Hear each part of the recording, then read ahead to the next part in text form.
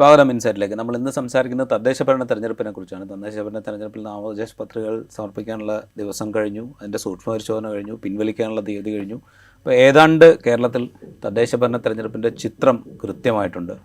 പലയിടത്തും സാധാരണ തദ്ദേശഭരണ തെരഞ്ഞെടുപ്പുകളിലൊക്കെ ഉള്ളതുപോലെ തന്നെ LDFന് വിമതരുണ്ട്, UDFന് വിമതരുണ്ട്, UDFിൽ തന്നെ കോൺഗ്രസിനും ലീഗിനും ഒക്കെ വിമതരുണ്ട്. അവിടെ ഇവിടെയൊക്കെ ആയിട്ട്, വ്യാപകമായിട്ട് എല്ലായിടത്തും എന്നുള്ളതല്ല, അവിടെ ഇവിടെയൊക്കെ ആയിട്ടുണ്ട്. ഗ്രൂപ്പിസം പല കോണുകളിലുമുണ്ട്. അത് രണ്ട് മുന്നണികളുമുണ്ട്.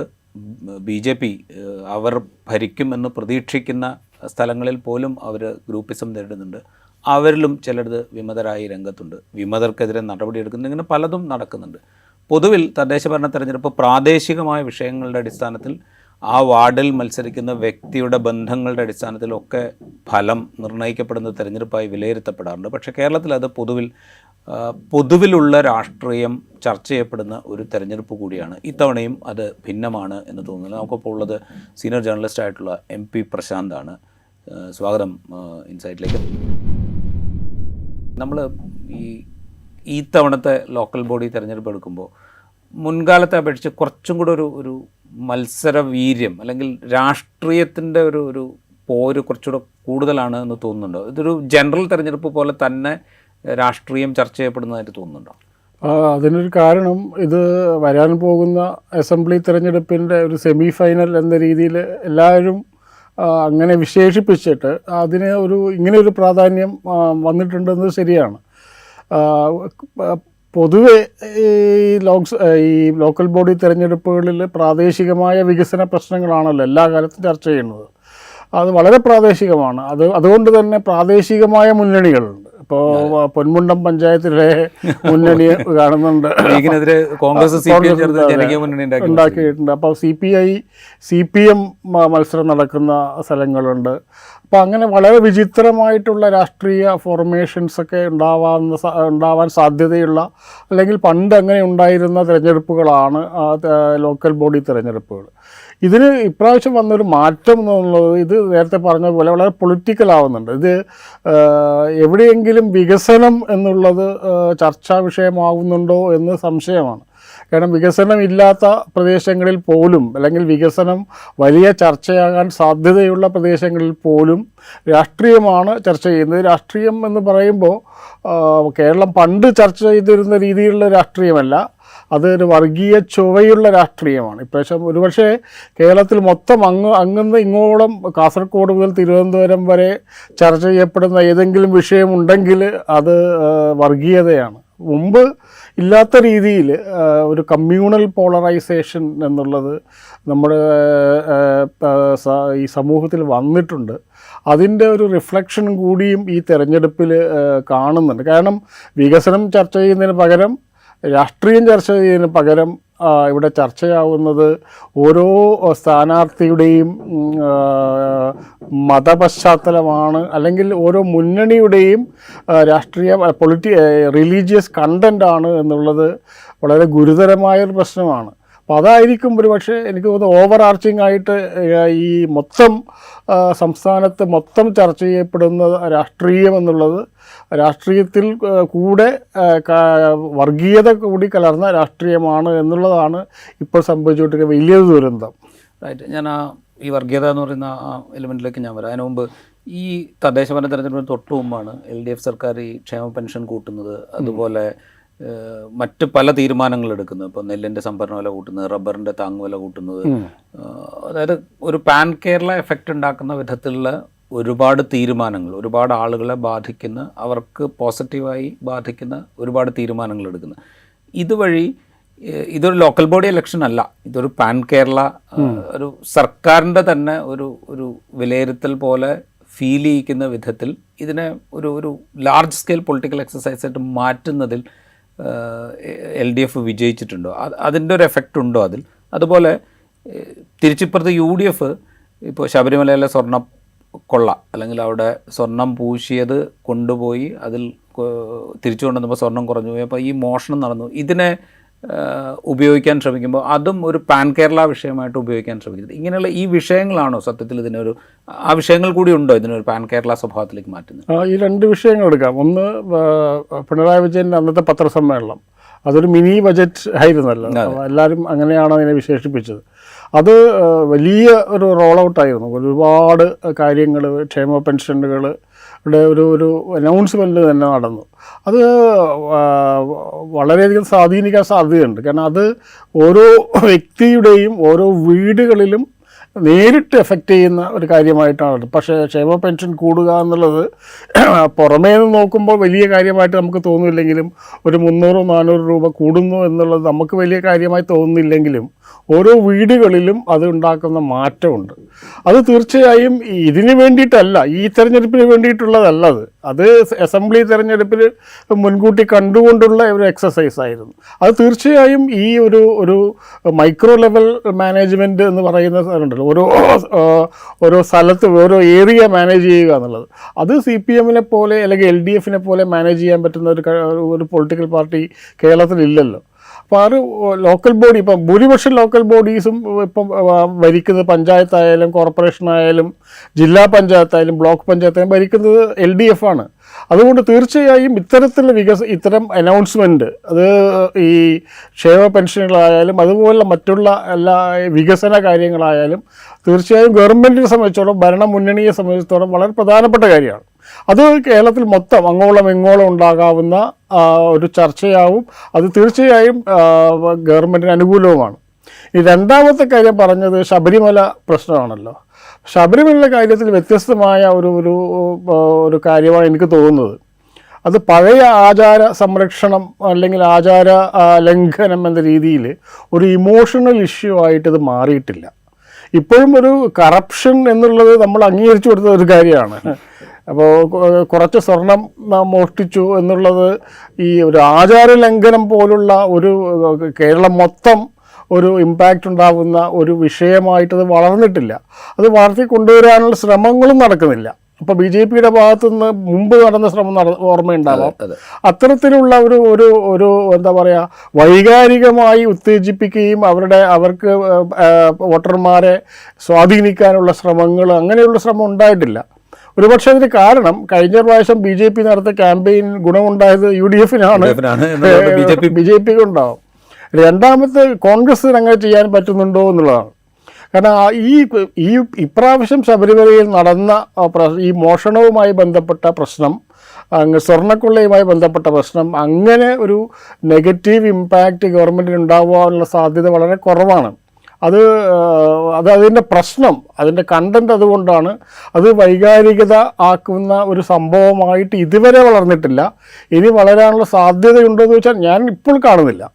റൈറ്റ്. ഞാൻ ചോദിച്ചത് ഈ രണ്ട് വിഷയങ്ങളൊരു ഈ തെരഞ്ഞെടുപ്പിനെ മൊത്തത്തിലൊരു പാൻ കേരള തെരഞ്ഞെടുപ്പാക്കുന്ന മാറ്റുന്നതിൽ കോൺട്രിബ്യൂട്ട് ചെയ്തിട്ടുണ്ടോ? അങ്ങനെ കോൺട്രിബ്യൂട്ട് ചെയ്യുകയാണെങ്കിൽ ഇപ്പോൾ നേരത്തെ സംസാരിച്ചപ്പോൾ സൂചിപ്പിച്ചതുപോലെ തന്നെ പ്രാദേശിക വികസന വിഷയങ്ങൾ, അത്തരം സംഗതികളെ എന്താ പറയുക, പിന്നാക്കം നിർത്തിക്കൊണ്ട് ഇത് ടേക്ക് ഓവർ ചെയ്ത കാഴ്ചയാണോ നമ്മൾ കാണുന്നത്? അല്ല, ഈ രണ്ട് ആദ്യം പറഞ്ഞ കാര്യം, ഈ വികസനം അല്ലെങ്കിൽ LDF ഗവൺമെൻറ്റിൻ്റെ നേട്ടങ്ങൾ, അവസാന കാലത്ത് ഉണ്ടായിട്ടുള്ള ഈ പെൻഷൻ്റെ കാര്യത്തിലെ പ്രഖ്യാപനങ്ങൾ, അത് തീർച്ചയായും ഒരു പോസിറ്റീവായിട്ടുള്ളൊരു ഇമേജാണ് ഉള്ളത്.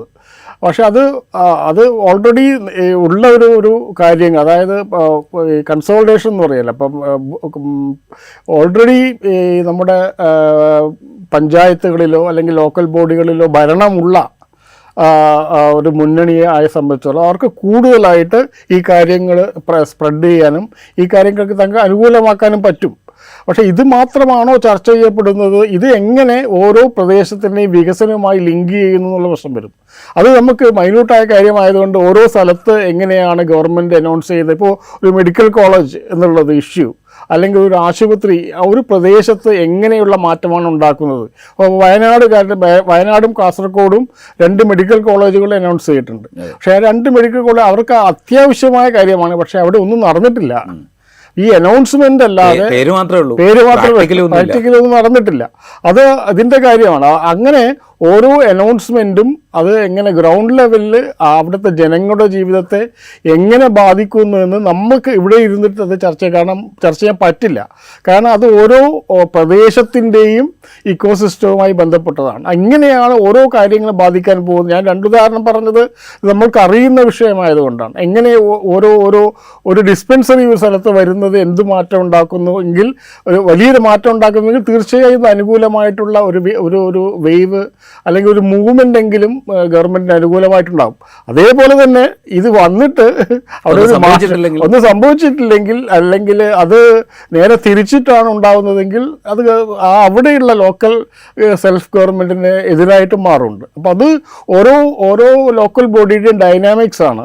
അത് ഈ പുറമേ നിന്ന് ഈ അനൗൺസ്മെൻറ്റ് നടത്തുമ്പോഴും അത് എങ്ങനെ ഗ്രൗണ്ട് ലെവൽ മാനേജ്മെൻറ്റ് ചെയ്യുന്നു എന്നുള്ളത് ഇപ്പം ആയിരക്കണക്കിന് ലോക്കൽ ബോഡി ഉള്ളതുകൊണ്ട് നമുക്കത് എങ്ങനെ ബാധിക്കുമെന്ന് ഇപ്പോൾ പറയാൻ പറ്റില്ല. റൈറ്റ്. അത് പറയുമ്പോഴേ ഈ സാധാരണഗതിയിൽ ഇപ്പോൾ ലോക്സഭാ തെരഞ്ഞെടുപ്പിൽ വലിയ പരാജയം ഏറ്റുവാങ്ങി ചിലപ്പോൾ ഭരണത്തിലിരിക്കെ സർക്കാരിനെതിരെ വലിയ ജനവികാരം നിലവിലുണ്ടെങ്കിൽ പോലും ലോക്കൽ ബോഡി ഇലക്ഷനിൽ LDF കുറച്ചൊരു മേൽക്കൈ നേടുന്ന കാഴ്ച മുൻകാലങ്ങളിലൊക്കെ നമ്മൾ കണ്ടിട്ടുണ്ട്. ഏതാണ്ട് എല്ലാ ലോക്കൽ ഇപ്പം UDF തന്നെ അവകാശപ്പെടുന്നത് 2010 മികച്ച പ്രകടനം കാഴ്ചവെച്ചു എന്നാണ് UDF അവകാശപ്പെടുന്നത്, കോൺഗ്രസ് അവകാശപ്പെടുന്നത്. ആ തെരഞ്ഞെടുപ്പിൽ പോലും ഒരല്പം എഡ്ജ് ഉണ്ടാക്കിയത് LDF ആയിരുന്നു. അപ്പോൾ പൊതുവിൽ ഈ പ്രാദേശിക തലത്തിൽ ഇടതുപക്ഷ ജനാധിപത്യ മുന്നണിക്ക് ഈ തെരഞ്ഞെടുപ്പുകളിൽ ഒരു എഡ്ജ് സാധാരണ നിലയ്ക്ക് ഉണ്ടാകുന്നതാണ്. ഇപ്പോഴത്തെ ഒരു സാഹചര്യത്തിൽ അത്തരം ഒരു ക്ലൈമറ്റ് ഉണ്ടോ? ഞാൻ ചോദിക്കുന്നത് ഈ LDF UDF എന്ന രണ്ട് മുന്നണികളെ മാത്രം മുൻനിർത്തിയില്ല. BJP കഴിഞ്ഞ ലോക്സഭാ തെരഞ്ഞെടുപ്പിന് ശേഷം അവരവകാശപ്പെടുന്ന പോലെ ഒരു വലിയ വളർച്ച ഉണ്ടാക്കിയിട്ടുണ്ടെങ്കിൽ അത് ലോക്കൽ ബോഡി ഇലക്ഷനിൽ റിഫ്ലക്റ്റ് ചെയ്യുകയാണെങ്കിൽ ഈ പറയുന്ന മുൻകാലത്തുണ്ടായിരുന്നത് അതേ ട്രെൻഡ് ആയിക്കൊള്ളണമെന്നില്ലല്ലോ ഈ തദ്ദേശ ഭരണ തെരഞ്ഞെടുപ്പിൽ ഉണ്ടാവുക. ഈ കഴിഞ്ഞ തെരഞ്ഞെടുപ്പുകൾ, അത് ലോക്സഭാ തെരഞ്ഞെടുപ്പായാലും അസംബ്ലികളിൽ നടന്ന ഉപതെരഞ്ഞെടുപ്പുകളായാലും ഇടതുപക്ഷത്തിന് വലിയ തിരിച്ചടി ഉണ്ടായിട്ടുണ്ട്. അത് നമുക്കറിയാവുന്ന കാര്യമാണ്. വോട്ടിൻ്റെ ശതമാന കണക്ക് തന്നെ നോക്കിയാൽ അതിഭീകരമായിട്ട് അത് ഇടതുപക്ഷത്തിന് എതിരായിട്ട് വന്നിട്ടുണ്ട്. അത്തരത്തിലുള്ളൊരു സർജ്, അങ്ങനെ ഒരു വളർച്ച എന്തായാലും ലോക്കൽ ബോഡി ഇലക്ഷൻ ഉണ്ടാവാൻ സാധ്യതയില്ല എന്നാണ് കാണുന്നത്. ഇപ്പം ഈ കോർപ്പറേഷനിലെ കാര്യം എടുക്കാം. ഈ കോർപ്പറേഷനുകളിൽ മാറ്റം എങ്ങനെ ഉണ്ടാവുക എന്നുള്ളത് ഒന്ന്, ഇപ്പം തിരുവനന്തപുരം എടുത്തു കഴിഞ്ഞാൽ BJP പിടിക്കും എന്ന് അവർ അവകാശപ്പെടുന്ന സ്ഥലമാണ്. പക്ഷേ ഇപ്പോഴത്തെ ഒരു ക്ലൈമറ്റിൽ അതിനുള്ള സാധ്യത വളരെ കുറവാണ്. കാരണം അവിടെ ഉണ്ടായിട്ടുള്ള ചില ആത്മഹത്യകളുമായി ബന്ധപ്പെട്ടിട്ടൊക്കെ ഉണ്ടായിരുന്ന പ്രശ്നങ്ങൾ BJPയെ വളരെയധികം പിന്നോട്ട് കൊണ്ടുപോയിട്ടുണ്ട്. അപ്പോൾ തിരുവനന്തപുരം അത് സംഭവിക്കാൻ സാധ്യമല്ല. കൊല്ലത്ത് മിക്കവാറും സ്റ്റാറ്റസ് കോ തന്നെ ആയിരിക്കാൻ സാധ്യത. ഇനി എറണാകുളത്ത് വന്ന് എന്ത് സംഭവിക്കും നമുക്കറിയില്ല. അവിടുത്തെ ലോക്കലായിട്ട് അവിടെയുള്ള ഒരു ഡൈനാമിക്സ് നമുക്ക് കൃത്യമായി അറിയാത്തതുകൊണ്ട് അത് നമുക്കറിയില്ല. അപ്പോൾ തൃശ്ശൂർ വന്നു കഴിഞ്ഞാൽ കഴിഞ്ഞ വർഷം നെക്കായിരുന്നു, ഏതാണ്ട് തുല്യമായിരുന്നു. അപ്പോൾ ഒരു വ്യക്തിയാണ് അത് മാറ്റിമറിച്ചത്. അപ്പോൾ അവിടെയും എന്ത് സംഭവിക്കും എന്നുള്ളത് നമുക്കറിയാൻ പറ്റില്ല. പിന്നെയുള്ളത് കോഴിക്കോടാണ്. നമുക്ക് കൃത്യമായിട്ട് അറിയാം കോഴിക്കോട് എന്താണ് സംഭവിക്കാൻ പോകുന്നത്.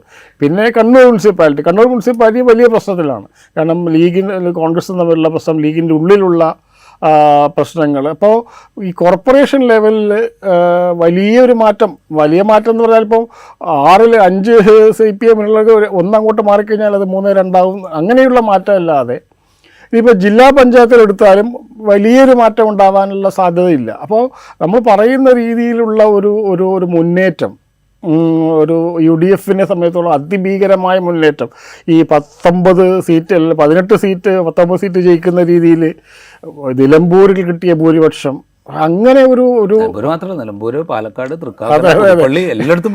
അവസാനം നിലമ്പൂരാണ്. അപ്പം അങ്ങനെ ഒരു ഭരണവിരുദ്ധ വികാരം പ്രകടിപ്പിക്കേണ്ട ഒരാവശ്യം ഇവിടെ അത് നടക്കുന്നില്ല. കാരണം അത് നേരത്തെ പറഞ്ഞ പോലെ ഓരോ ലോക്കൽ ബോഡിയിലുള്ള സിറ്റുവേഷൻ മാറുന്നു എന്നതുകൊണ്ട് തന്നെ ഈ പാൻ കേരള ഉണ്ടാകുന്ന വികാരങ്ങൾ അത് എത്രത്തോളം പ്രതിഫലിക്കുമെന്ന് നമുക്കറിയില്ല. പക്ഷേ നമ്മുടെ ഒരു അസംപ്ഷൻ എന്ന് പറഞ്ഞാൽ വലിയ പരിക്കില്ലാതെ LDF ഉണ്ടാവും എന്നാണ് എനിക്ക് തോന്നുന്നത് ഇപ്പോഴത്തെ ഒരവസ്ഥ. കാരണം ഇനിയും 2 ആഴ്ച ഉള്ളതുകൊണ്ട് എങ്ങനെയാണത് മാറി വരിക എന്ന് നമുക്ക് കൃത്യമായിട്ട് ഇപ്പോൾ പറയാൻ പറ്റില്ല. ഇപ്പോഴത്തെ ഒരവസ്ഥയിൽ അത് വലിയ രീതിയിലുള്ള മാറ്റം ഉണ്ടാവാനുള്ള സാധ്യത കുറവാണ്.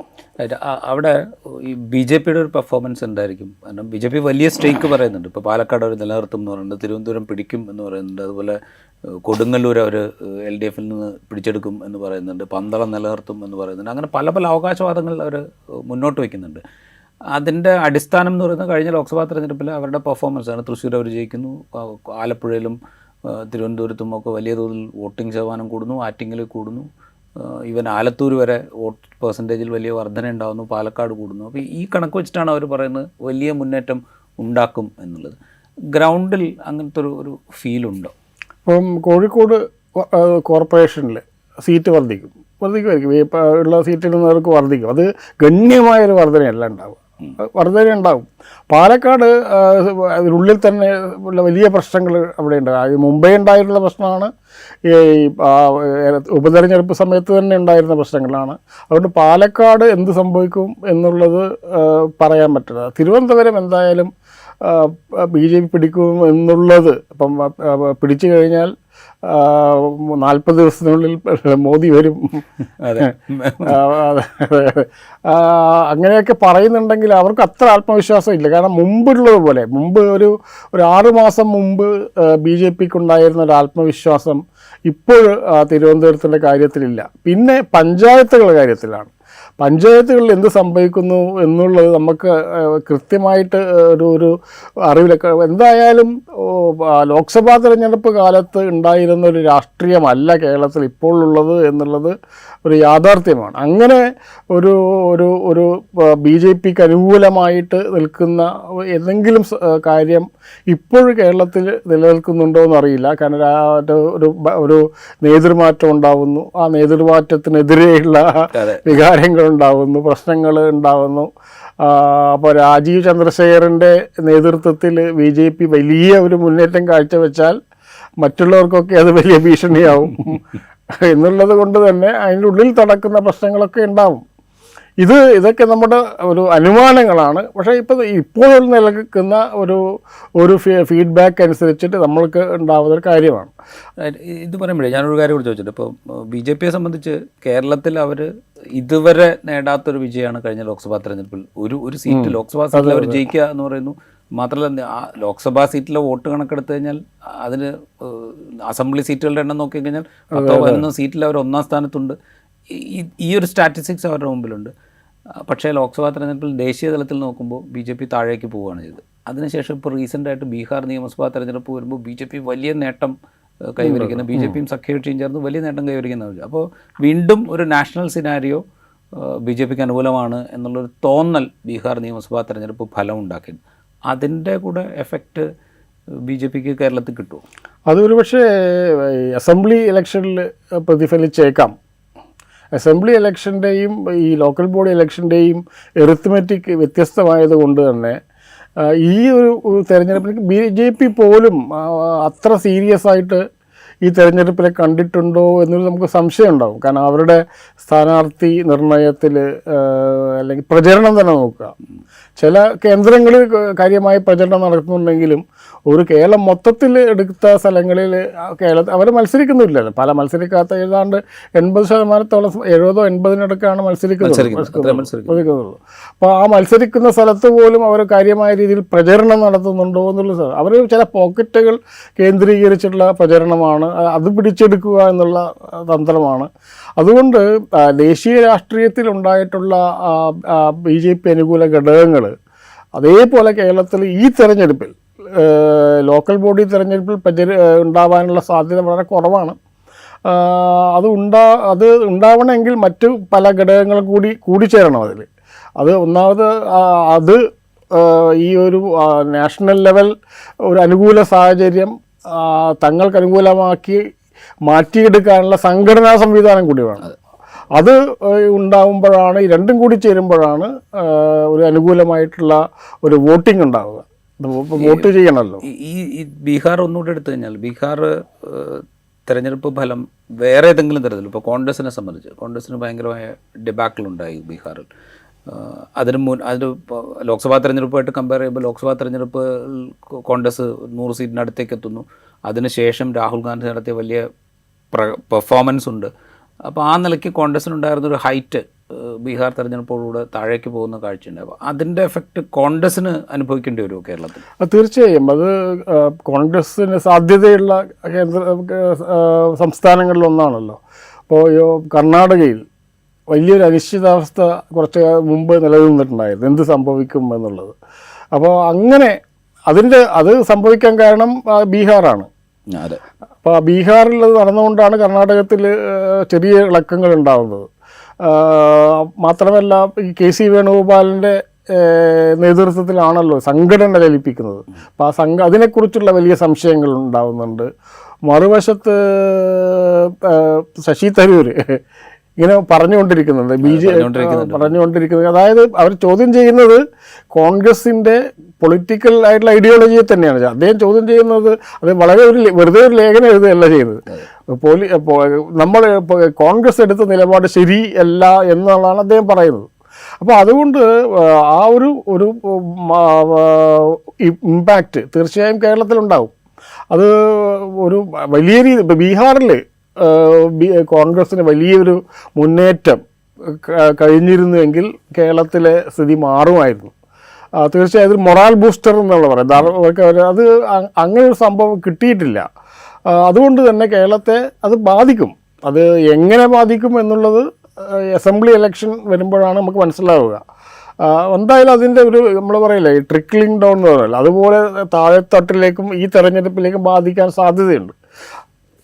ഇതിൻ്റെ ഒപ്പം LDFനെ സംബന്ധിച്ച് ഇപ്പോൾ ഈ തെരഞ്ഞെടുപ്പിന് തൊട്ട് മുമ്പ് നടത്തിയ പ്രഖ്യാപനങ്ങൾ, ഈ തെരഞ്ഞെടുപ്പ് അവർ കാണുന്നത് നിയമസഭാ തെരഞ്ഞെടുപ്പിൽ, ഈ തെരഞ്ഞെടുപ്പിൽ ജയിച്ചു കഴിഞ്ഞാൽ നിയമസഭാ തെരഞ്ഞെടുപ്പ് എന്തായാലും ജയിക്കും എന്നുള്ളൊരു കാൽക്കുലേഷൻ CPM-നും ഇടതുപക്ഷം ജനാധിപത്യ മുന്നണിക്കുമുണ്ട്. അങ്ങനെ നോക്കുകയാണെങ്കിൽ ഈ തെരഞ്ഞെടുപ്പിലുണ്ടാകുന്ന നേട്ടം ഇപ്പോൾ എല്ലാവരും പറയുന്ന പോലെ പിണറായി വിജയൻ 3.0 അല്ലെങ്കിൽ മൂന്നാം വട്ടവും പിണറായി വിജയൻ മുഖ്യമന്ത്രിയാവുക എന്നുള്ളത് സ്ഥിരപ്പെടുത്തുന്നതായി മാറും. അവരുടെ ഒരു ക്യാമ്പയിൻ സ്ട്രാറ്റജി ആയിട്ട് സ്ഥിരപ്പെടുന്നതായിട്ട് മാറും. അങ്ങനെ സംഭവിക്കുന്നല്ല ഞാൻ പറയുന്നത്. ആ ക്യാമ്പയിൻ സ്ട്രാറ്റജി ഉറപ്പിക്കുന്നതായിട്ട് ഈ തെരഞ്ഞെടുപ്പ് ഫലം മാറും. അവരെ സംബന്ധിച്ചിടത്തോളം അങ്ങനെയാണല്ലോ. അത് പ്രൊജക്റ്റ് ചെയ്യുക എങ്ങനെയാണ്? ഇപ്പോൾ 2 ലോക്സഭാ തെരഞ്ഞെടുപ്പ് കഴിഞ്ഞു, ഉപതെരഞ്ഞെടുപ്പ് കഴിഞ്ഞു, അതിൽ കിട്ടിയ തിരിച്ചടികൾ ഉണ്ടായിരുന്നു. ഞങ്ങളതൊക്കെ തിരുത്തി. അതിനുശേഷം ഞങ്ങൾക്ക് ഇനിയിപ്പം ഇതിൽ ലോക്കൽ ബോഡി ഇലക്ഷനിൽ ഒരു മുന്നേറ്റം ഉണ്ടായിക്കഴിഞ്ഞാൽ അതൊക്കെ ഞങ്ങൾ പരിഹരിച്ച് കഴിഞ്ഞു. ഇത് ഞങ്ങൾ അടുത്ത ഇലക്ഷനിലേക്ക് പോകാൻ പോകുന്നു. അപ്പോൾ നമ്മൾ പഴയ തിരിച്ചുകളെ കുറിച്ച് പറയുമ്പോൾ അവർ ഇപ്പോൾ ലോക്സഭയെക്കുറിച്ച് പറയുമ്പോൾ അല്ലെങ്കിൽ ഉപതെരഞ്ഞെടുപ്പുകളെ കുറിച്ച് പറയുമ്പോൾ CPM പറയാൻ സാധ്യതയുള്ള കാര്യം എന്നാൽ പിന്നെ ഏറ്റവും അടുത്ത് നടന്ന തെരഞ്ഞെടുപ്പ് എടുക്കൂ എന്നുള്ളതാണ്. അങ്ങനെയാണ് എല്ലാ കാലത്തും അങ്ങനെയാണ് ചെയ്തത്. അപ്പം ഈ തെരഞ്ഞെടുപ്പിൽ ഗണ്യമായ ഒരു രീതിയിൽ LDFന് അനുകൂലമായിട്ട് ഒരു വിധി വരികയാണെങ്കിൽ തീർച്ചയായും അത് അവരെ എനർജൈസ് ചെയ്യും. അത് വോട്ടിംഗായി മാറുമോ എന്നുള്ളത് ഇത് രണ്ടാണെന്ന് ഞാൻ പറഞ്ഞല്ലോ. അപ്പം അതുകൊണ്ട് അതങ്ങനെയായിരിക്കും പ്രൊജക്റ്റ് ചെയ്യുക. കാരണം അങ്ങനെ തന്നെ പ്രൊജക്റ്റ് ചെയ്യണമല്ലോ. ഒരു രാഷ്ട്രീയ മുന്നണിയാവുമ്പോൾ അവർക്കുണ്ടാകുന്ന ഇലക്ട്രൽ ഗെയിൻസ് വെച്ചിട്ടാണല്ലോ അവരെ പ്രൊജക്റ്റ് ചെയ്യുന്നത്. അപ്പോൾ തീർച്ചയായും ഇത് കണക്കുകൂട്ടുന്ന ഇങ്ങനെയാണ്. ഈ ഒരു കോർപ്പറേഷനുകളിൽ അല്ലെങ്കിൽ ജില്ലാ പഞ്ചായത്തുകളിലൊക്കെ ഉണ്ടാവുന്നത് ഒരു കോൺസ്റ്റിറ്റ്യുവൻസി പോലെയാണ് ഏകദേശം വരുന്നത്. അപ്പോൾ അങ്ങനെ വെച്ചിട്ട് അതിൽ കിട്ടുന്ന അത് വേണമെങ്കിൽ ആ ഒരു കോൺസ്റ്റിറ്റ്യുവൻസിയായി കൂട്ടിയിട്ട് ആ കോൺസ്റ്റിറ്റ്യുവൻസിയിൽ ഇത്ര വോട്ടിൻ്റെ ഭൂരിപക്ഷം ഉണ്ട് എന്നുള്ള കണക്കുകൂട്ടലായിരിക്കും പ്രൊജക്റ്റ് ചെയ്യുക. അപ്പോൾ എത്രമാത്രം ശാസ്ത്രീയമായിട്ടാണ് അത് പ്രൊജക്റ്റ് ചെയ്യപ്പെടുക എന്നുള്ളത് വേറെ കാര്യമാണ്. പക്ഷേ അത് പ്രോപ്പഗാൻഡ മെറ്റീരിയലാണ്. അത് തീർച്ചയായിട്ടും അവർ ഉപയോഗപ്പെടുത്തും. ഞാൻ പറയുന്നത് ഒരു ഫേസ് LDFൻ്റെ ഫേസ് അടുത്ത തവണയും ഇത് നമ്മളീ പറയുന്ന വിധത്തിൽ അല്ലെങ്കിൽ LDF ആഗ്രഹിക്കുന്ന വിധത്തിലുള്ളൊരു മുന്നേറ്റം ലോക്കൽ ബോഡി ഇലക്ഷൻ ഉണ്ടാവുകയാണെങ്കിൽ അസംബ്ലി തെരഞ്ഞെടുപ്പിലെ ഫേസ് പിണറായി വിജയൻ തന്നെ ആയിരിക്കും എന്നുള്ളത് ഉറപ്പിക്കപ്പെടും. പിന്നെ വേറൊരു ഫേസ് ഇല്ലല്ലോ. നമ്മുടെ മുന്നിൽ വരുന്ന ഫേസ് ഏതാണ്? ഇപ്പോൾ LDF ഗവൺമെൻറ് അവർ പറയുന്നത് പിണറായി ഗവൺമെൻറ് എന്നാണല്ലോ പറയുന്നത് അല്ലേ? അതങ്ങനെ പറയുമ്പോൾ അത് വേറൊരു ഫേസ് അതിനെ റീപ്ലേസ് ചെയ്യാൻ വേണ്ടിയിട്ട് മുമ്പില്ലാത്തോളം കാലം CPM എല്ലാ കാലത്തും പറയാം കമ്മ്യൂണിസ്റ്റ് പാർട്ടികളുടെ രീതി അങ്ങനെയല്ല, വ്യക്തികളെ കേന്ദ്രീകരിച്ചിട്ടല്ല, അങ്ങനെയൊക്കെയാണ് പറയുന്നതെങ്കിലും കമ്മ്യൂണിസ്റ്റ് രീതിയിൽ നിന്ന് വ്യത്യസ്തമായിട്ട് ഈ കപ്പലിന് ഒരു ക്യാപ്റ്റനുണ്ട് എന്നൊക്കെ പറയുന്ന രീതിയിലേക്ക് അല്ലേ പ്രചരണം മാറിയത് നമ്മൾ കണ്ടിട്ടുണ്ട്. അപ്പോൾ തീർച്ചയായിട്ടും ക്യാപ്റ്റൻ അവിടെ തന്നെ ഉണ്ട്, അദ്ദേഹം റിട്ടയർ ആയിട്ടില്ല. അപ്പോൾ തീർച്ചയായും അദ്ദേഹം തന്നെ ആയിരിക്കും നയിക്കേണ്ടത്. അങ്ങനെ ഒരു ഇതിൽ നിന്നും വ്യത്യസ്തമായിട്ടുള്ള എന്തെങ്കിലും രീതി CPM പരീക്ഷിക്കുമോ? അതായത് തെരഞ്ഞെടുപ്പിൽ പരീക്ഷിക്കും. അത് തെരഞ്ഞെടുപ്പ് കഴിഞ്ഞിട്ടുള്ള അഥവാ വിജയിക്കുകയാണെങ്കിലുള്ള പരീക്ഷണമൊക്കെ വേറെയാണ്. അപ്പോൾ തെരഞ്ഞെടുപ്പിന് മുമ്പ് അങ്ങനെ ഒരു പരീക്ഷണത്തിന് ഏതായാലും ഒരു സാധ്യത ഇപ്പോൾ കാണുന്നില്ല. അപ്പോൾ റൈറ്റ്. നമ്മൾ ആദ്യം പറഞ്ഞു നിർത്തിയിടത്തേക്ക് അവസാനം വരാം. ഈ തെരഞ്ഞെടുപ്പിൻ്റെ ഒരു സെനാരിയോ നമ്മൾ നോക്കുമ്പോൾ ഈ പറഞ്ഞ വിധത്തിൽ വർഗീയമായിട്ടുള്ള ചേരിതിരിവുകൾ വളരെ പ്രകടമാകുന്ന, നമ്മൾ പ്രതീക്ഷിക്കാത്ത വിധത്തിൽ, സാധാരണ ഒരു ലോക്കൽ ബോഡി തെരഞ്ഞെടുപ്പിൽ അതങ്ങനെ വലിയ തോതിൽ പ്രകടമാകാറില്ല. ഇപ്പോൾ ഒരു അസംബ്ലി തെരഞ്ഞെടുപ്പിൽ ചിലപ്പോൾ സ്ഥാനാർത്ഥികളുടെ റിലീജിയനൊക്കെ വെച്ചിട്ടുള്ള കണക്കെടുപ്പുകളും കാര്യങ്ങളും ഒക്കെ വളരെ പ്രത്യക്ഷത്തിൽ തന്നെ നടക്കാറുണ്ട്. പക്ഷേ ലോക്കൽ ബോഡി തെരഞ്ഞെടുപ്പിൽ അങ്ങനെയൊന്നും വരാറില്ല. പക്ഷേ ഇവിടെ ഇത്തവണ ഈ പറയുന്ന ഒരു വർഗീയമായ എലിമെൻറ്റ് വളരെ പ്രകടമായി മുന്നിൽ നിൽക്കുന്നുണ്ട്. അതിൽ അങ്ങോട്ടുള്ള പരസ്പരമുള്ള ആരോപണ പ്രത്യാരോപണങ്ങളുണ്ട്. പരസ്പരം ഈ വർഗീയ ശക്തികളുമായി കൂട്ടുചേരുന്നു എന്നുള്ള ആക്ഷേപം ഉന്നയിക്കുന്നുണ്ട്. ഇതിൻ്റെ ഒരു അടിസ്ഥാനം ഞാൻ ചോദിക്കുന്നത്, ഈ BJPയുടെ ഒരു വളർച്ചയെക്കുറിച്ച് ഈ രണ്ട് മുന്നണികൾക്കുമുള്ള ഒരു ആശങ്കയാണോ ഇതിൻ്റെ ഒരു അടിസ്ഥാനം? അത് ഒരു ഘടകം മാത്രമാണ്. ഇത് BJP വളരുന്നു എന്നുള്ളത് ആരുടെയും കൺസേൺ അല്ല, രണ്ട് മുന്നണികളുടെയും കൺസേൺ അല്ല. അത് പുറമേ പറയുമെങ്കിലും CPMനെ സംബന്ധിച്ചിടത്തോളം BJP വളരുന്നു എന്നുള്ളത് ഇപ്പോൾ എന്തായാലും ഒരു കൺസേൺ അല്ല. പിന്നെ കഴിഞ്ഞ ലോക്സഭാ തെരഞ്ഞെടുപ്പിലെ ഫലം വെച്ചിട്ട് അവർക്കൊരു കൺസേൺ ആവേണ്ടതാണ്. ഒരു CPM എന്ന രാഷ്ട്രീയ പാർട്ടിയെ സംബന്ധിച്ചിടത്തോളം അത് കൺസേൺ ആവേണ്ടതാണ്. പക്ഷേ LDF ഗവൺമെൻറ്റിനെ സംബന്ധിച്ചോളം അല്ല. അപ്പോൾ LDF ഗവൺമെൻറ് തുടർ ഭരണത്തിൽ വരികയാണെന്ന് വിചാരിച്ചു, ഒരു 3-4 സീറ്റ് BJP കിട്ടിയാൽ അവർക്കൊരു പ്രശ്നമില്ല. അപ്പോൾ അതാണ് മെയിൻ കൺസേൺ എങ്കിൽ, അപ്പോൾ BJPയെ പരാജയപ്പെടുത്തുക എന്നതും ഈ ഭരണം തുടർ ഭരണം ഉണ്ടാവുക എന്നതും രണ്ട് വെച്ച് കഴിഞ്ഞാൽ ഏതാണ് പ്രയോറിറ്റി എന്ന് ചോദിച്ചു കഴിഞ്ഞാൽ BJP എന്ന ത്രെറ്റ് അല്ലെങ്കിൽ ഭീഷണി ഒരു കാര്യമായൊരു ഭീഷണിയായിട്ട് ആരും CPM കാണുന്നില്ല എന്നുള്ളത് തന്നെയാണ് എൻ്റെ ഒരു കണക്കൂട്ടൽ. കാരണം നമ്മുടെ ഈ CPMൻ്റെ അണികളുമായിട്ട് ഇൻറ്ററാക്ട് ചെയ്യുമ്പോഴൊക്കെ നമുക്ക് കിട്ടുന്ന ഒരു പഴയ രീതിയിലുണ്ടായിരുന്ന, നമ്മളറിയാം നമ്മുടെ ഈ ഭാഗങ്ങളിലുള്ള പ്രത്യേകിച്ച് കണ്ണൂർ ജില്ലയിൽ നിന്നൊക്കെ ഇവിടെ RSSുമായിട്ട് നേരിട്ട് ഏറ്റുമുട്ടി 100-200ഓളം സഖാക്കൾ കൊല്ലപ്പെട്ട ഒരു സ്ഥലമാണ്. അപ്പം അങ്ങനെയുള്ള സ്ഥലങ്ങളിൽ പോലും അവരോട് ചോദിക്കുമ്പോൾ എന്താണ് ജമാഅത്തെ ഇസ്ലാമിയാണ് പ്രശ്നം. അപ്പോൾ RSS മാറിയിട്ട് അത് വേറൊരു റീപ്ലേസ്മെൻറ്റ് വരികയാണത്. അപ്പോൾ CPMനെ സംബന്ധിച്ചിടത്തോളം ഒരു BJP വളരുന്നു എന്നുള്ളത് ഒരു ത്രെറ്റായിട്ട് അവർ സീരിയസ് ആയിട്ട് കാണുന്നുണ്ടോ എന്ന് സംശയമാണ്. ഉദാഹരണത്തിന് വെള്ളാപ്പള്ളി നടേശൻ്റെ പ്രസ്താവനകൾ നിരന്തരമായിട്ട് നടത്തുന്ന പ്രസ്താവനകൾ ഒരുപക്ഷെ കേരളത്തിലെ ഹിന്ദു ഐക്യവേദി നേതാക്കന്മാർ പോലും പറയാത്ത രീതിയിൽ നോക്കുമ്പോൾ അതിനെതിരെ എതിരെ പറയുന്നില്ല എന്ന് മാത്രമല്ല അതിനെ എൻഡോസ് ചെയ്യുന്ന രീതിയിൽ അദ്ദേഹം നവോത്ഥാന സമിതിയുടെ ചെയർമാനായി തുടരുകയാണ്. കഴിഞ്ഞ ദിവസം വിജയരാഘവനോട് ചോദിച്ചിട്ടുണ്ടായിരുന്നു മലപ്പുറത്ത് വെച്ച്, വെള്ളാപ്പള്ളി നടേശൻ വർഗീയവാദിയാണോ എന്ന് ചോദിച്ചപ്പോൾ അദ്ദേഹം പറഞ്ഞു അങ്ങനെ ഒരു അഭിപ്രായം ഇല്ല എന്നുള്ളതാണ്. ഈ ചോദ്യം തന്നെ MV ഗോവിന്ദനോട് ചോദിച്ചിട്ടുണ്ടായിരുന്നു. അപ്പം പറഞ്ഞു അങ്ങനെയല്ല, വർഗീയത എന്ന് പറഞ്ഞാൽ രാഷ്ട്രീയ വിജയത്തിന് വേണ്ടി ഉപയോഗിക്കുന്നതാണ് വർഗീയത എന്നാണ് പറയുന്നത്. അത് ഭയങ്കര മനോഹരമായിട്ടുള്ള ഒരു എന്താ പറയുക ഒരു ഡെഫിനേഷനാണ്. അപ്പോൾ അവർക്ക് ഈ പ്രശ്നമില്ല. ഈ പ്രശ്നം അങ്ങനെ ഇതാണല്ലോ ഒരു BJPയുടെ ഭൂമിക എന്ന് പറയുന്നത്.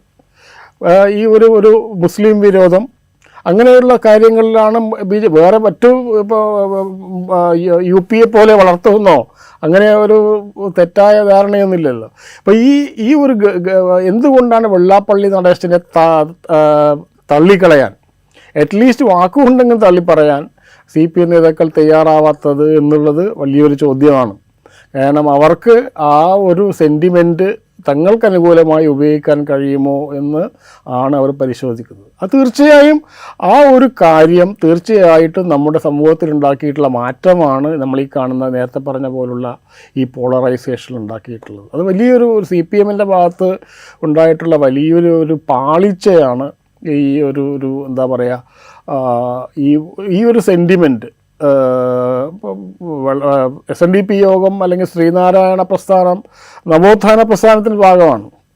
ആ നവോത്ഥാന പ്രസ്ഥാനത്തിൻ്റെ മണ്ണിലാണ് അവർ ഉഴുതുമറിച്ച മണ്ണിലാണ് കമ്മ്യൂണിസ്റ്റ് പ്രസ്ഥാനം ഉണ്ടായത് എന്നൊക്കെ പറയാറുണ്ട്. അതിന് അതിൻ്റെ തുടർച്ച ശ്രീനാരായണ പ്രസ്ഥാനത്തെ തുടർച്ചയാണ് കമ്മ്യൂണിസ്റ്റ് പ്രസ്ഥാനം എന്നൊക്കെ പറയുന്നുണ്ട്. ആ പ്രസ്ഥാനത്തിൻ്റെ ഇന്നത്തെ നേതാവ് ഇത്രയും വർഗീയമായിട്ട് ഒരു പറയുമ്പോൾ തീർച്ചയായും നമ്മൾ പ്രതീക്ഷിക്കുന്നത് കമ്മ്യൂണിസ്റ്റ് പാർട്ടിയുടെ ഭാഗത്തു നിന്ന് അതിനെതിരെയുള്ള പ്രതിരോധം ഉണ്ടാവുന്നതാണ്. പക്ഷെ ആ പ്രതിരോധം കാണുന്നില്ല. അതിൻ്റെ അർത്ഥം ആ ഒരു സെൻറ്റിമെൻറ്റ് തങ്ങൾക്കെതിരല്ല എന്ന് CPM അല്ലെങ്കിൽ കമ്മ്യൂണിസ്റ്റ് കമ്മ്യൂണിസ്റ്റ് എന്ന് പറയേണ്ട CPM കരുതുന്നില്ല എന്ന് തന്നെയാണ്. ഇനി ഇപ്പുറത്ത് BJP തടയാൻ കോൺഗ്രസിന് എന്ത് കഴിയും എന്നുള്ളതാണ്. കോൺഗ്രസിനെ സംബന്ധിച്ചിടത്തോളം ഈ പ്രശ്നമില്ല. കാരണം അവരെ സംബന്ധിച്ചിടത്തോളം CPM-നെ തോൽപ്പിക്കുക എതിർക്കുക എന്നുള്ളത് മാത്രമാണ്. അതിന് BJP-യുടെ സഹായം കിട്ടുകയാണെങ്കിൽ വേണ്ടെന്നും പറയില്ല. അപ്പോൾ ഏതെങ്കിലും തലത്തിൽ ഒരു അഡ്ജസ്റ്റ്മെൻറ്റിന് BJP തയ്യാറാവുകയാണെങ്കിൽ താൽക്കാലികമായ ലാഭത്തിന് വേണ്ടിയിട്ട് BJP-യുമായി കൂട്ടുകൂടാൻ കേരളത്തിലെ കോൺഗ്രസ് നേതൃത്വത്തിന് ഒരു എന്താ പറയുക ഒരു പ്രശ്നവും ഉണ്ടാവില്ല. അപ്പോൾ ഇവർക്ക് രണ്ടുപേരുടെയും പൊളിറ്റിക്സ് എന്ന് പറഞ്ഞാൽ ഇമ്മീഡിയറ്റ് കൺസേൺ ആണ്. തിരഞ്ഞെടുപ്പ് ജയിക്കുക, അതിന് ആരെയും കൂട്ടുക, അതിന് ഏത് രീതിയിലുള്ള അലൈൻമെൻറ്റുകളാണ് സാധിക്കുക, അത് കേരളത്തിലെ സമൂഹത്തിലുണ്ടാക്കുന്ന അതിഭീകരമായിട്ടുള്ള ഈ പോളറൈസേഷനെ കുറിച്ചിട്ട് ആരും വറീഡല്ല. അത് ഈ തെരഞ്ഞെടുപ്പിൽ ആര് എങ്ങനെ ജയിക്കാൻ പറ്റും എന്നുള്ളതിലേക്ക് ചുരുങ്ങിപ്പോയിരിക്കുകയാണ്. ഇത് പറയുമ്പോഴേ ഈ പറഞ്ഞ വിധത്തിലാണെങ്കിൽ ഈ ചേരിതിരിവ് നമ്മൾ പ്രതീക്ഷിക്കാത്ത വിധത്തിൽ വലുതാക്കിക്കൊണ്ടിരിക്കുകയാണെങ്കിൽ നമ്മൾ പ്രതീക്ഷിക്കാത്ത വിധത്തിലുള്ളൊരു ഇലക്ഷൻ റിസൾട്ട് കൂടെ വരാനുള്ളൊരു സാധ്യത അങ്ങനെ ഉണ്ടെങ്കിൽ അത് ഭാവിയിൽ വലിയ കേരളം എന്ന് പറയുന്ന ഒരു സെക്യുലർ സൊസൈറ്റിക്ക് വലിയ ഇമ്പാക്റ്റ് ആ സൊസൈറ്റി നേരിടേണ്ടി വരില്ല.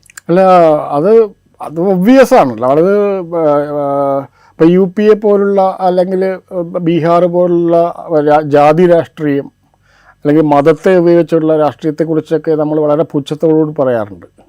അവിടെ അതുപോലെയല്ല. ഇവിടെ നവോത്ഥാനം സംഭവിച്ച മണ്ണാണിത്. ഇതൊരിക്കലും അങ്ങനെ ജാതി മത രാഷ്ട്രീയങ്ങൾക്ക് സ്വാധീനമില്ലാത്ത മണ്ണാണെന്ന്. പക്ഷെ ഇവിടെ അതാണ് സംഭവിച്ചുകൊണ്ടിരിക്കുന്നത്. അപ്പോൾ ഇതിപ്പം ഏതെങ്കിലും ഒരു മുന്നണി മാത്രമാണ് ഏതെങ്കിലും ഒരു രാഷ്ട്രീയ പാർട്ടി മാത്രമാണ് ഇത് ശ്രമിക്കുന്നതെങ്കിൽ അത് നമുക്ക് അങ്ങനെ പറയാമായിരുന്നു. ഇപ്പോൾ ഒരു പ്രശ്നം എന്ന് വെച്ചാൽ ഒരാൾ വർഗീയ കാർഡ് കളിക്കുകയാണെങ്കിൽ അതിനെ തടുക്കണമെങ്കിൽ അതേപോലെ വർഗീയ കാർഡ് കളിച്ചാലേ അവർക്ക് ഇലക്ഷനിൽ രക്ഷപ്പെടാൻ പറ്റുള്ളൂ. തെരഞ്ഞെടുപ്പ് ജയിക്കുകയാണെങ്കിൽ ഇത് അല്ലാതെ ആത്മത്യാഗമൊന്നുമല്ലല്ലോ. തെരഞ്ഞെടുപ്പ് ജയിക്കണമെങ്കിൽ ഈ ഇപ്പുറത്തുള്ള വർഗീയ കാർഡ് കളിക്കണം എന്നുള്ളതൊരു they are force do it എന്ന് പറയുമല്ലോ. അങ്ങനെ അവർ വരുമ്പോൾ അത് ഇങ്ങനെ തന്നെ പോവും.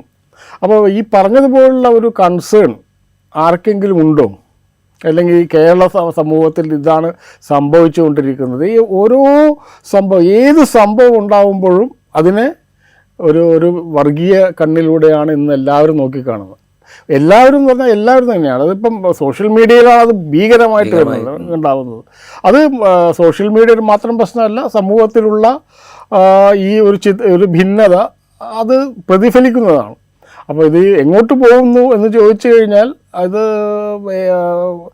അപകടകരം എന്നല്ലാതെ ഇതിൻ്റെ അപകടം പ്രധാനപ്പെട്ട രാഷ്ട്രീയ കക്ഷികൾ തിരിച്ചറിഞ്ഞില്ലെങ്കിൽ അത് അതിൻ്റെ വലിയ ഒരു ഡ്രാസ്റ്റിക് കോൺസിക്വൻസ് എന്നൊക്കെ പറയാറുണ്ടല്ലോ, അതിഭീകരമായ പ്രത്യാഘാതങ്ങൾ ഉണ്ടാവും. അത് തിരഞ്ഞെടുപ്പുമായിട്ട് യാതൊരു ബന്ധമില്ല. തിരഞ്ഞെടുപ്പുകളിൽ ആരെങ്കിലും ജയിക്കുകയോ തോക്കുകയോ ഭരണം ഉണ്ടാക്കുകയൊക്കെ ചെയ്യും. പക്ഷേ ഇതുണ്ടാക്കുന്ന സമൂഹത്തിലുണ്ടാക്കുന്ന മുറിവുകൾ വളരെ വളരെ ആഴത്തുള്ളതായിരിക്കും. ഞാൻ ഒറ്റ കാര്യം കൂടി ചോദിച്ചതിൻ്റെ തുടർച്ചയായിട്ട് ഇപ്പോൾ ജമാഅത്തെ ഇസ്ലാമിയുടെ പൊളിറ്റിക്കൽ ഫോഴ്സായിട്ടുള്ള വെൽഫെയർ പാർട്ടിയുമായി ഉണ്ടാക്കുന്ന ബന്ധത്തെ ചൊല്ലി വലിയ ഡിബേറ്റ് നടക്കുന്നുണ്ട്. മുൻകാലത്തും ലോക്കൽ ബോഡി ഇലക്ഷനിലൊക്കെ വെൽഫെയർ പാർട്ടിയുമായിട്ട് പ്രത്യക്ഷത്തിൽ എന്ന് വെച്ചാൽ പരസ്യമായി പ്രഖ്യാപിക്കാതെയൊക്കെ സഖ്യങ്ങൾ ഉണ്ടാക്കിയിട്ടുണ്ട്. ഇത്തവണ പക്ഷേ UDF നേതൃത്വം, പ്രത്യേകിച്ച് പ്രതിപക്ഷ നേതാവൊക്കെ വളരെ പരസ്യമായിട്ട് അവരുമായിട്ട് കൂട്ടുകൂടിയാൽ എന്താ പ്രശ്നം, അവരുടെ വോട്ട് കിട്ടിയാൽ എന്താ പ്രശ്നം എന്ന് വളരെ പരസ്യമായി ചോദിക്കുകയും ഏതാണ്ട് UDF-ൻ്റെ ഭാഗമാണ് വെൽഫെയർ പാർട്ടി എന്നുള്ളൊരു പ്രതീതി ഉണ്ടാക്കുകയും ചെയ്തു. ഇപ്പുറത്ത് LDF കഴിഞ്ഞ പല തെരഞ്ഞെടുപ്പുകളുടെ ഫലത്തിന് ശേഷവും വലിയ വിമർശനം അവരെ ഊന്നിക്കൊണ്ട് ചെയ്യുന്നത് നമ്മൾ കണ്ടിട്ടുണ്ട്. അപ്പോൾ ഇപ്പുറത്തെ RSS ഉണ്ടാക്കുന്ന അല്ലെങ്കിൽ ഈ നേരത്തെ പറഞ്ഞ BJP എന്ന ഫോഴ്സിനെ എങ്ങനെയാണ് കൈകാര്യം ചെയ്യേണ്ടത് അല്ലെങ്കിൽ എങ്ങനെയാണ് അവസരം ഉപയോഗിക്കേണ്ടത് എന്ന് ചിന്തിക്കുന്ന പോലെ തന്നെ ഇപ്പുറത്ത് ഇതിനെയും അങ്ങനെ ഉപയോഗിക്കുകയാണോ ഈ രണ്ടു കൂട്ടരും? ഇതിൽ പ്രശ്നം എന്ന് പറഞ്ഞാൽ ഈ ജമാഅത്തെ ഇസ്ലാമി എന്നുള്ളത് ഇത് ലാർജർ ദാൻ ലൈഫ് പിക്ചറാണ് ഉണ്ടാക്കുന്നത്. ജമാഅത്തെ ഇസ്ലാമിക്ക് അറിയാം, നമുക്കറിയാവുന്നതുപോലെ വലിയ ചെറിയ ഒരു സംഘടനയാണ്. വെൽഫെയർ പാർട്ടി അതേപോലെ തന്നെ വളരെ ചെറിയ സംഘടനയാണ്. അത് അവർക്ക് അറിയാം.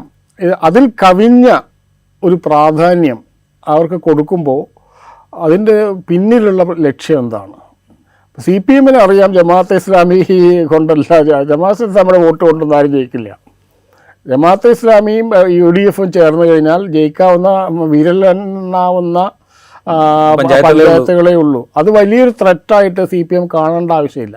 പക്ഷേ ഇവർ പറയുന്നത് മതരാഷ്ട്രവാദികൾ, വലിയ രീതിയിലുള്ള മറ്റേ വർഗീയത കൊണ്ടുവരുന്ന ആളുകൾ എന്നൊക്കെ പറഞ്ഞ് ഇതിനെ വലുതാക്കുമ്പോൾ അതിൻ്റെ ഉദ്ദേശം ജമാഅത്തെ ഇസ്ലാമി അല്ല എന്ന് വളരെ ക്ലിയറാണ്. ഇത് ഇങ്ങനെ പച്ചക്ക് പറഞ്ഞിട്ടില്ലെങ്കിൽ ഇനിയും അത് പറഞ്ഞുകൊണ്ടേയിരിക്കും. അപ്പോൾ ജമാഅത്തെ ഇസ്ലാമിയെ തല്ലുന്നത് ജമാഅത്തെ ഇസ്ലാമിയെ ഉദ്ദേശിച്ചുകൊണ്ടല്ല എന്നത് വളരെ കൃത്യമാണ്. കാരണം ജമാഅത്തെ ഇസ്ലാമിയോട് ഒരു രീതിയിലും രാഷ്ട്രീയമായോ അവർ പ്രത്യയശാസ്ത്രപരമായോ യോജിപ്പില്ലാത്ത ആളാണ്. പക്ഷേ ജമാഅത്തെ ഇസ്ലാമിയെ നേരിടേണ്ടത് ഇങ്ങനെയല്ല.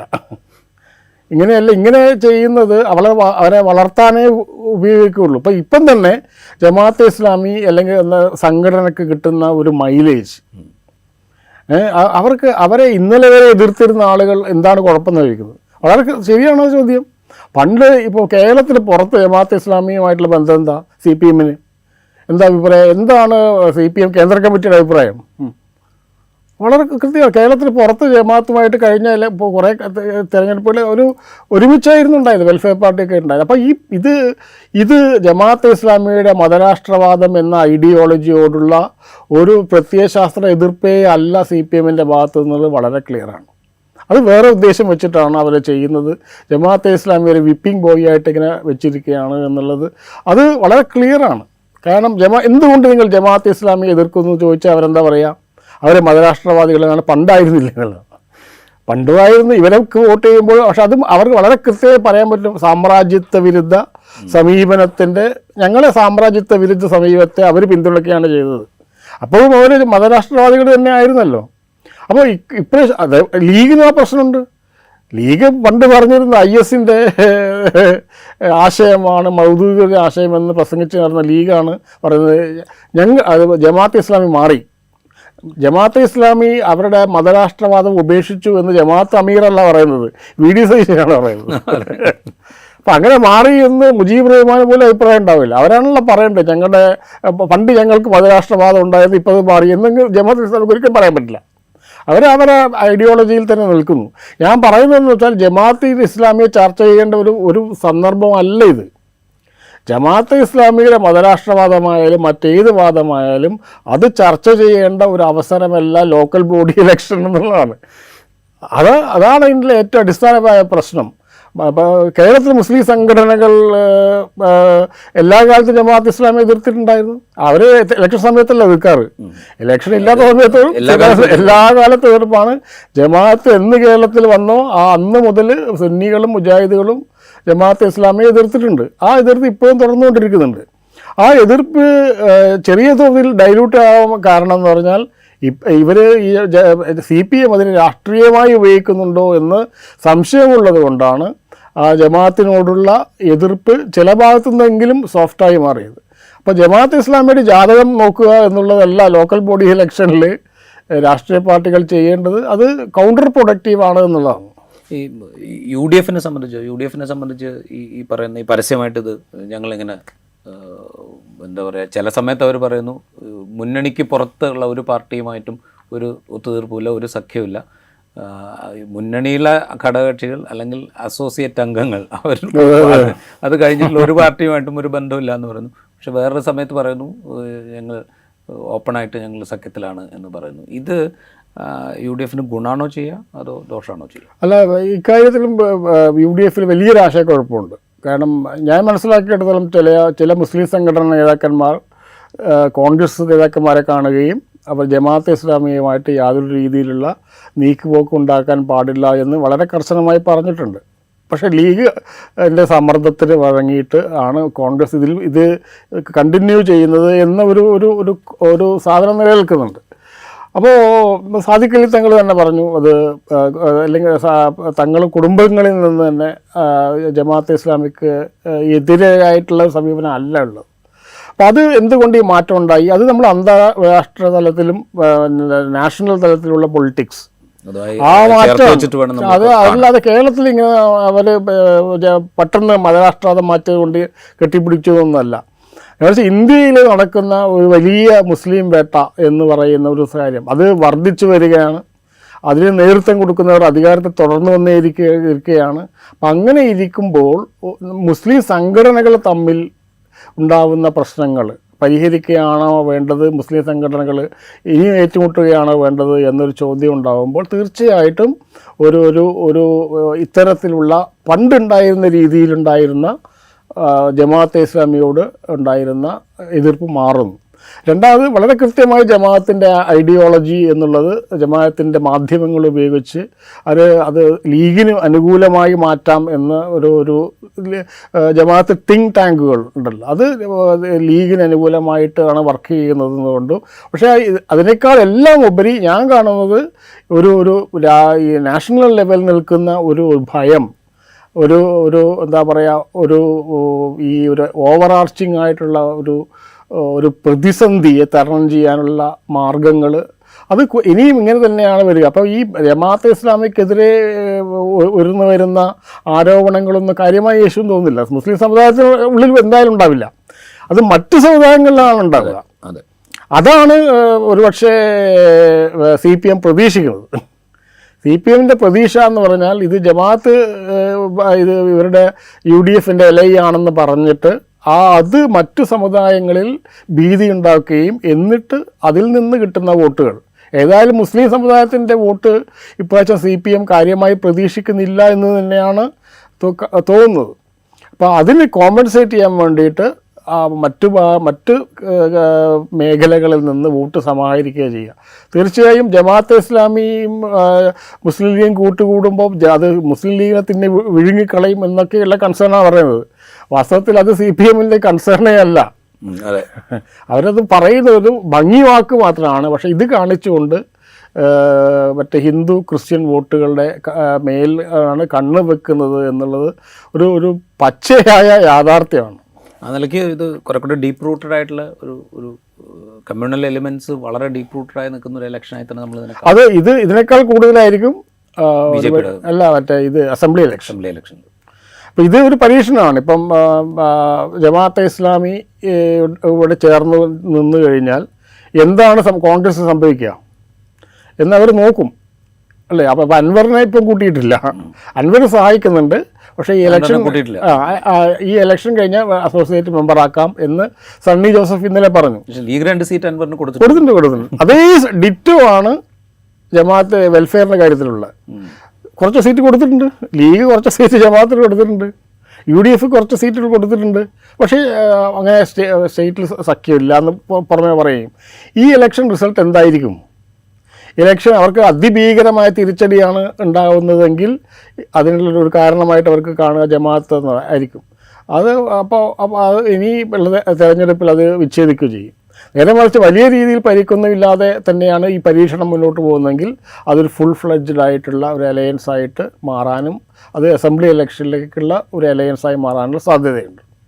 റൈറ്റ്. എന്തായാലും തദ്ദേശ ഭരണ തെരഞ്ഞെടുപ്പ് സാധാരണ നിലയ്ക്ക് പ്രാദേശിക ഭരണകൂടങ്ങൾ അവരുടെ പ്രവർത്തനം, വാർഡ് മെമ്പറുമായിട്ടുള്ള വ്യക്തിപരമായ അടുപ്പം, ഇത്തരം കാര്യങ്ങളൊക്കെ തദ്ദേശ ഭരണ തെരഞ്ഞെടുപ്പിൻ്റെ ഫലത്തെ നിർണ്ണയിക്കുന്നതിൽ പ്രധാനമാണ്. ഇവിടെ അതിനപ്പുറത്തേക്ക് കുറെ കൂടെ വലിയ രാഷ്ട്രീയ ചോദ്യങ്ങൾക്കുള്ള ഉത്തരം ഒരുപക്ഷെ തദ്ദേശ ഭരണ തെരഞ്ഞെടുപ്പ് ഇക്കുറി കേരളത്തിന് നൽകിയേക്കും. ഇവിടെ പ്രശാന്ത് സൂചിപ്പിച്ച പോലെ തന്നെ ഇത് അടുത്ത അസംബ്ലി തെരഞ്ഞെടുപ്പിൻ്റെ ഫലത്തെ നിർണ്ണയിക്കുന്നതിൽ വളരെ പ്രധാനമാണ് എന്ന് LDFും UDFും ഒരുപോലെ കരുതുന്നു എന്നുള്ളത് കൊണ്ട് തന്നെ ഒരു പാൻ കേരള രാഷ്ട്രീയം കൂടെ ഇവിടെ ഡിസ്കസ് ചെയ്യപ്പെടുന്നുണ്ട്. ആ രാഷ്ട്രീയത്തിൽ വർഗീയതയുടെ എലിമെൻറ്റ് നമ്മൾ പ്രതീക്ഷിക്കുന്നതിനേക്കാൾ കൂടുതലായി മുഴച്ചു നിൽക്കുകയും ചെയ്യുന്നുണ്ട്. അതിൻ്റെ ഫലം എന്തായിരിക്കും എന്നതുകൂടി ഈ തദ്ദേശ ഭരണ തെരഞ്ഞെടുപ്പ് വരുമ്പോൾ നമ്മൾ നോക്കേണ്ടി വരും. ഇൻസൈഡിൻ്റെ എപ്പിസോഡ് ഇവിടെ പൂർത്തിയാവുകയാണ്.